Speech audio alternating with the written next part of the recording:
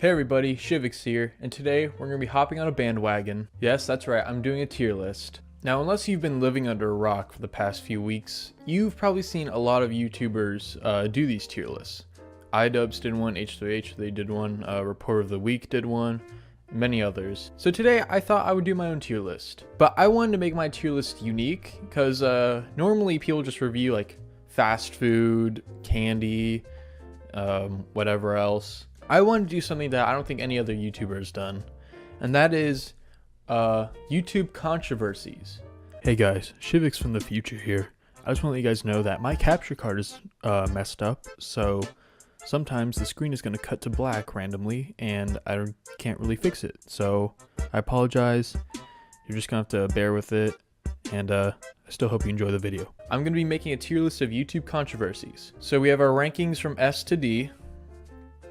And we got a total of 11 controversies. Actually, we have 12, but one of the pictures didn't show up for some reason. We're going to be ranking the controversies on how controversial they were.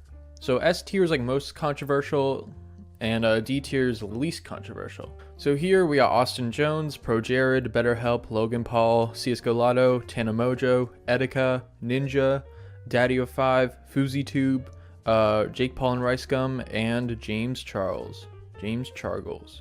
Let's start with FouseyTube. Now, I chose FouseyTube specifically for FouseyCon, of course, which happened a year ago. Yeah, this was a shit show to say the least. He promised like Drake was gonna be there, but never showed up. A bomb threat was called on the show, and we had to witness FouseyTube do his hour-long rant while he was going through a mental breakdown. I mean, at the end of the day, no one was hurt, and it didn't really affect anyone except for Fousey. I'm gonna put this one in B tier. FouseyCon gets a B tier. Let's do Jake Paul and Rice Gum.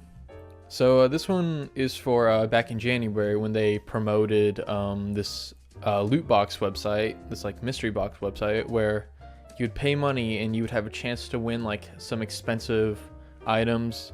They're mostly like hype beast items, but the problem was the whole thing was a scam. The items weren't real. Usually you never even got the items that you won.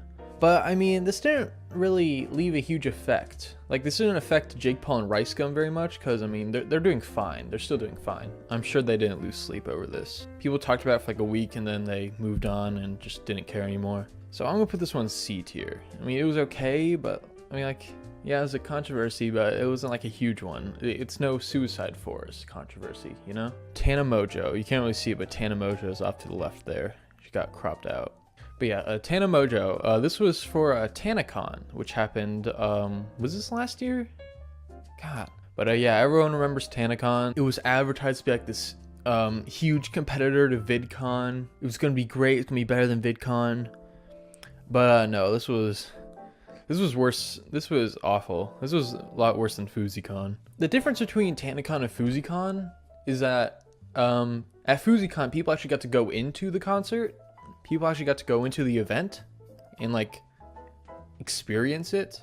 But with TanaCon, like over half the people who showed up never even got to go inside of the venue where it was being held at. People got sunburns, people got dehydrated. One girl was even hospitalized, I believe. This was basically like FouseyCon on steroids, so I think I'm gonna put this one in A tier because this one was like such a bad fuck up. Now, Ninja didn't do anything wrong. It's just he flossed in Times Square during New Year's, and that is unforgivable, so he gets an S tier. All right, it's real simple. If you guys have all flossed before, real simple. I mean, like with your teeth here, I mean, you're just going in, out, in, out. Let's move. I want to see some movement. I'm not seeing enough movement. Oh my God, this is not that big. Projared. You know, cheating on your wife, kind of cringe, bro, kind of cringe. Oh yeah, this sparked a whole shit show on Twitter. He was trending on Twitter for a while, #1 in the US. Jared pretty much like killed his career overnight. This one's just too good. I'm gonna go with A tier because just the memes that have come from this are just so good. Austin Jones. He was asking nudes from underage fans. He's been sentenced to I believe 10 years in jail time. So yeah, it's kind of cringe, bro. Yeah, this one's been going on for quite a while, this whole case. I haven't heard many YouTubers talk about this recently. I would put an S tier, but like no YouTubers I've seen have been covering it very much. Like no big YouTubers have been covering it. I think this one's going to go in A tier. It would be S tier, but I haven't seen a whole lot of coverage for it. Oh boy, next let's talk about BetterHelp. Now this was a service promoted by many YouTubers, including H3H3, Boogie2988, Shane Dawson, and loads of other folks. Now this is a service for online therapy, but it was very sketchy and yeah, very unprofessional. They said on their website that they will hire just about anyone. It doesn't have to be a licensed therapist. They don't even do background checks.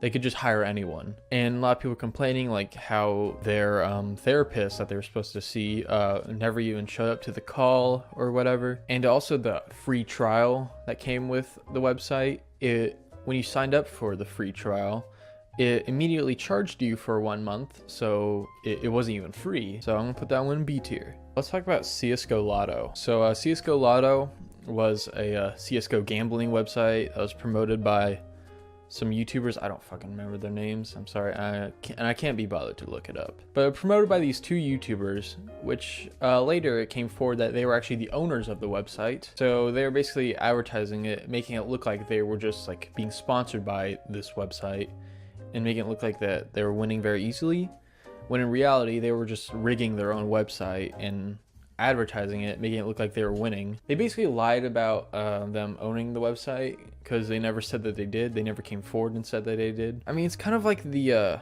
Jake Paul Ricegum thing, but it was slightly worse because they got more coverage. It left a huge devastating effect on these people. I'm going to put this one in C tier.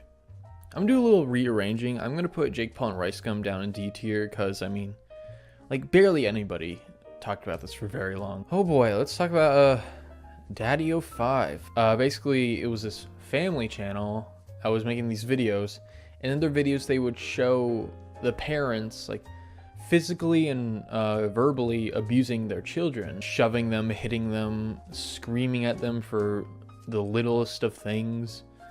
They eventually lost custody of their kids. So I'm going to put this one in S tier. The Clown Man Etika. This happened a couple weeks ago as of recording this. Etika is a Twitch streamer. He's best known for his over-the-top reactions to videos and stuff. He's been going a little cuckoo on Twitter. He's been tweeting like threatening to kill himself, saying he's like the Antichrist and all that stuff. Basically, he was going insane. People thought he was just being edgy at first, but then people started to realize that he's actually like mentally ill. He was sent to a psychiatric ward, but he was out like within a few hours. I don't know, I think this one's gonna go in B tier.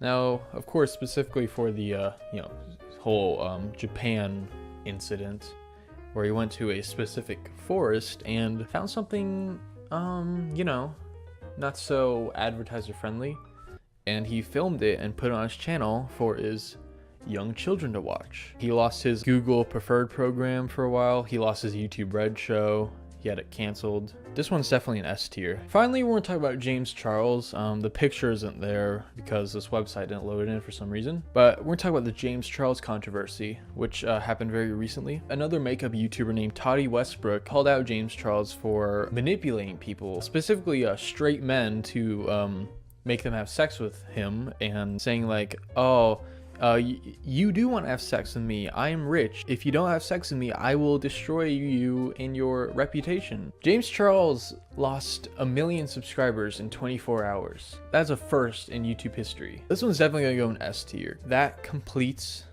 my YouTube controversy tier list. Now, let me know in the comments if there are any other controversies that you wanted to see. Unfortunately, I couldn't fit like a whole bunch in there because there are just too many lists and this video have been too long. Thank you guys for watching, and I will see you guys in the next video.